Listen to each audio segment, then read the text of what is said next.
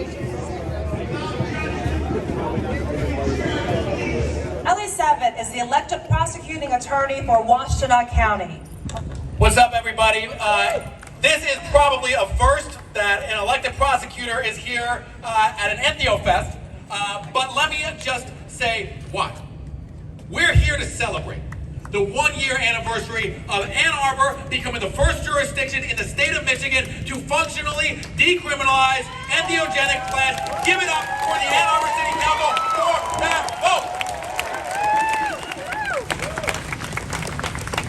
vote. Our policy is that we do not prosecute the use or possession of entheogenic plants countywide.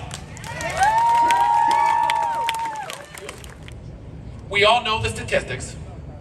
Black and brown people are significantly more likely to attract law enforcement attention, to be prosecuted, and to end up with the consequences of a criminal record for doing the same thing that many people of all races do. That is intolerable.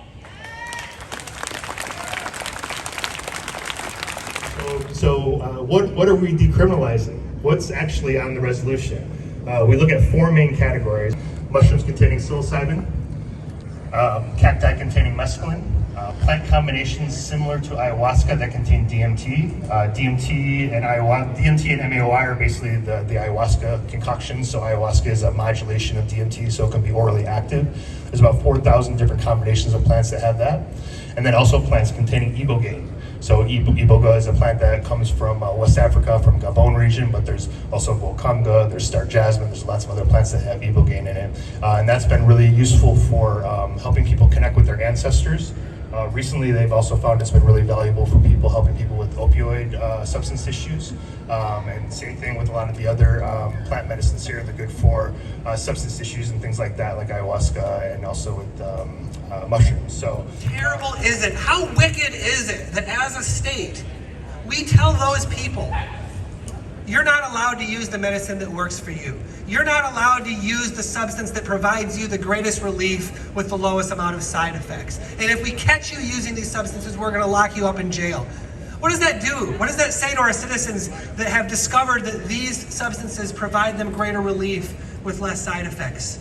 We're putting them in a horrible, untenable, ugly position. And that's one of the reasons why I introduced Senate Bill 631. We need to take that boot off of those people's necks. They need to be able to have the right to choose the medicine that works for them.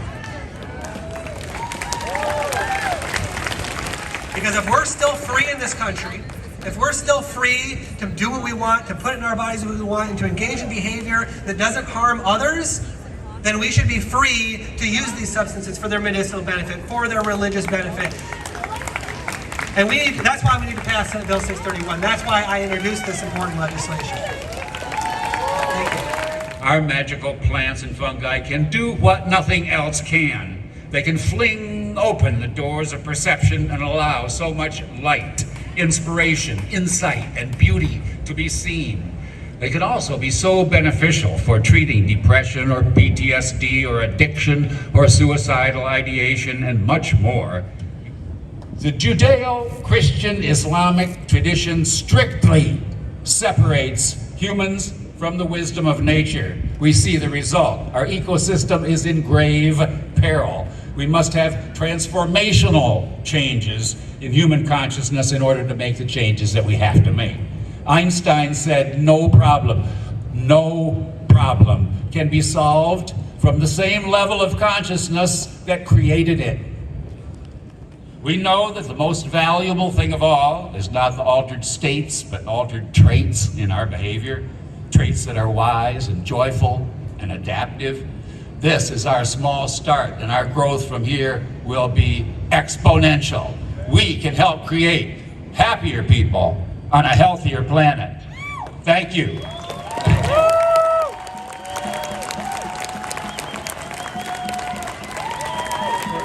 In 2020, after 20 years in a maximum security environment, he was released. That's right. Give him a round of applause for that, for making it through it. Currently, he is a biotech analysis for a venture fund in the psychedelic space, so we are happy to have him back. Welcome, William Leonard Pickard.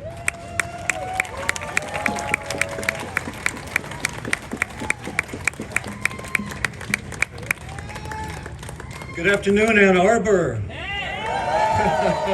As was introduced a year ago, I had no idea that I would be a free man speaking to such a lovely group as this. I was in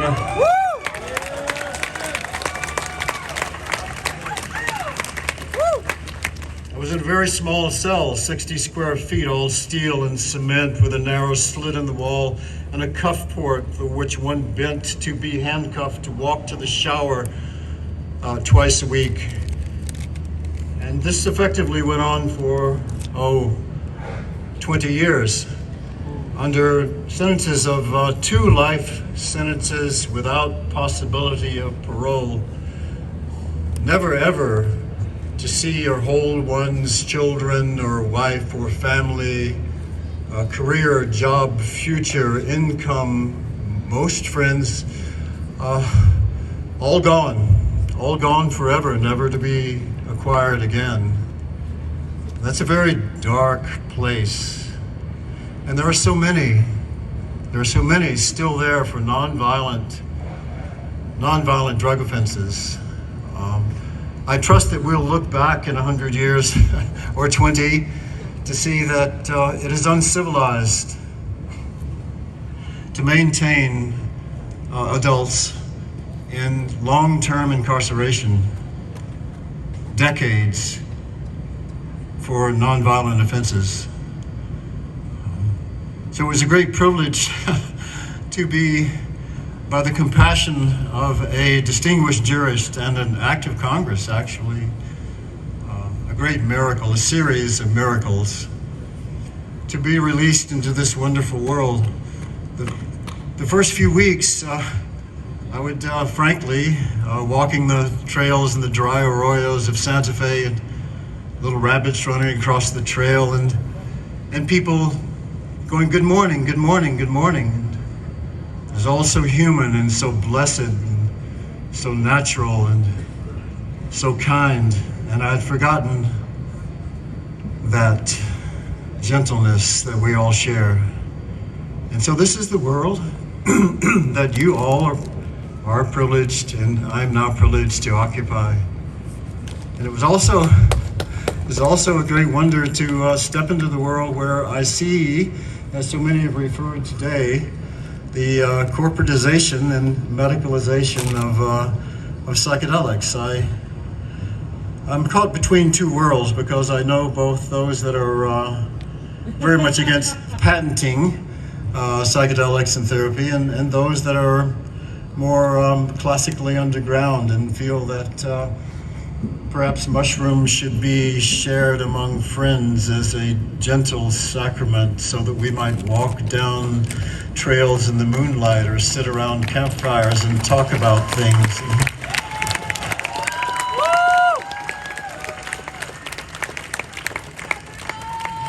So those were my realizations as a young man of 21, 54 years ago, back in the 60s, where I saw this kind of revolution the first time it happened, although it's not of the magnitude or the exquisiteness of what's going on now. There was, in 68, dancing in the streets as Orange Sunshine, 10 million doses of Owsley's material, matriculated across Northern California and throughout the world, Rome, Paris, London, extraordinarily revolutionary times of the anti-war movements. And we're all very young. There were no elders to ask what's going on. What is God all about, and why are we here? There was no one to talk to over 30. Don't trust anyone over 30. So today it's quite different. We have international instantaneous communication and the sharing of huge data sets and files and photographs. And rather than seeing these cell phones, which I just discovered last summer, as separating us, I see them as drawing us more intimately and closer, because we can so very quickly communicate with our many friends and expand our social circles. It's a beautiful and evolutionary time, not only technologically, but in the reception that we're seeing for these sacraments. Ayana, who spoke earlier today, we were at a gathering last night, and she spoke that she hoped that during the great corporatization that's going on, that we don't forget to have a sense of reverence, and respect at least, for the power and magnitude of the subjective effects of these very special compounds. I personally am in the venture space, so I interview people pitching startups for mushroom extracts and retreats abroad and ketamine clinics and creation of novel analogs. And I can speak to that briefly. There are at least 300 or 400 startups now. They range from things that happened just a few months ago to billion-dollar corporations already on the American Stock Exchange, Cybin, Compass, Atai. Thousands of analogs are being created now by research chemists in China and India, all associated with the corporations. So let us all remember the divinity that we are and that we are creating in this glorious world with much love and respect. Thank you.